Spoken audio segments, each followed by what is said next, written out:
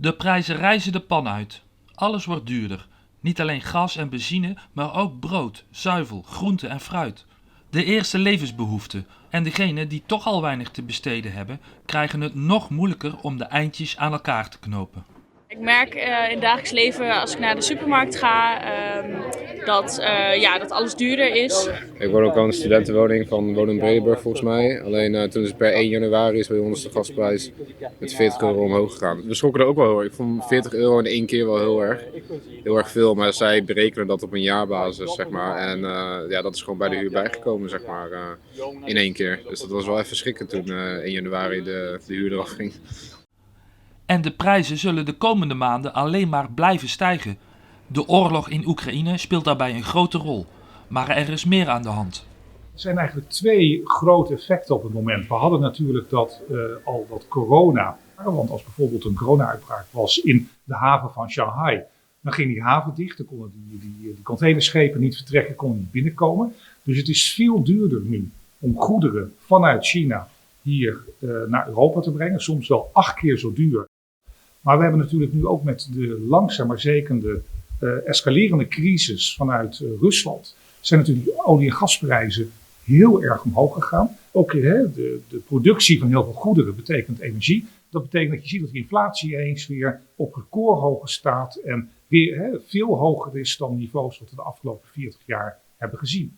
Daarnaast wordt ook al gewaarschuwd, al lange tijd, van we zijn al heel lang bezig met heel erg ruim monetair beleid. In 2015 zijn ze zelfs begonnen met wat we noemen quantitative easing, kwantitatieve verruiming, waarbij de ECB staatsobligaties opkoopt om zeg maar meer liquiditeit in die markten te genereren. En waarom deed de ECB dat? Dat is heel moeilijk voor te stellen, maar in 2015 hadden we te maken met het feit dat de prijzen aan het dalen waren. Ik heb zelf ook een koopwoning, dus ik merk ook, de salarissen gaan niet echt mee, maar het dagelijks leven wordt duurder. Dat merk je gewoon op heel veel producten en ook dat je geld op de rekening minder waard wordt. Je bouwt minder rente op bij de bank.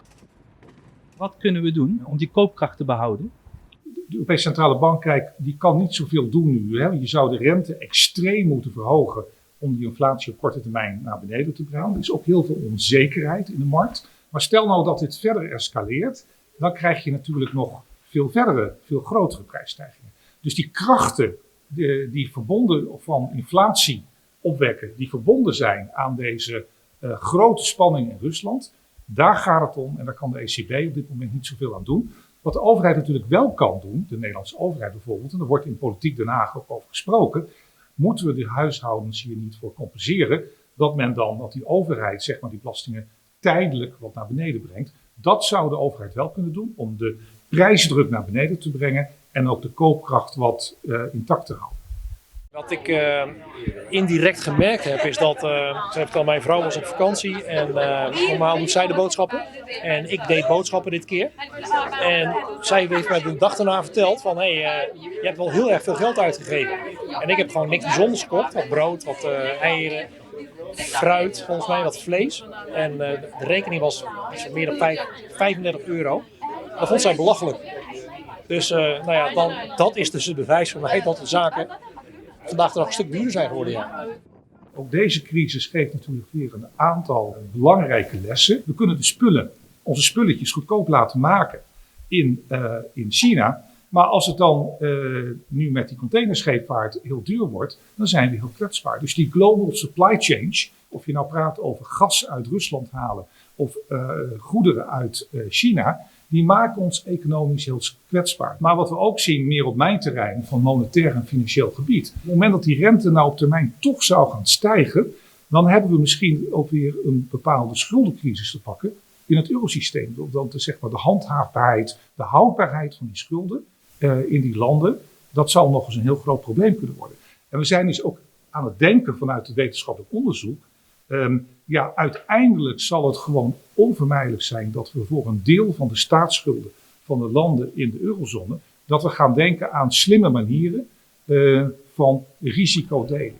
Maar hoe gaan we nu verder? Wat kunnen we verwachten? Als je uitgaat, wordt dat duurder? Ja, je merkt wel dat bier iets duurder is geworden. Maar dan gewoon meer indrinken van tevoren. grofweg kan ik 2 scenario's bedenken. Een scenario waarbij de prijzen nog harder stijgen. En een scenario waarbij we in een economische crisis terechtkomen waarbij de prijzen juist weer gaan dalen. Natuurlijk is het zo dat als er een recessie is, dat dan weer de druk op de prijzen verlicht. Maar kijk, als die spanningen wereldwijd nu met Rusland nog een tijd hoog zouden blijven, dan is die druk op de inflatie toch wel heel erg dominant. En wat je nu in de politiek ziet is dadelijk van ja, wel misschien wel 35 miljard in een klimaatfonds.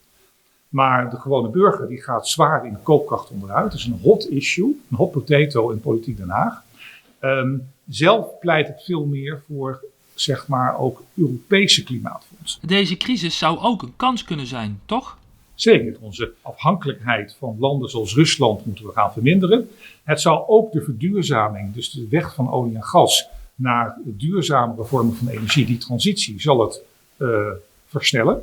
Maar dat is ook wel een thematiek wat ik in de kwesties waar ik zelf mee bezig ben, met die banken en het eurosysteem, dat je vaak ziet dat veranderingen pas kunnen plaatsvinden, ook in Europa, als er echt een flinke crisis is. En je zou zo graag willen dat men ook rekening houdende met academische inzichten sneller dit door weet te vertalen in normale tijden, in beleid en niet in crisistijden.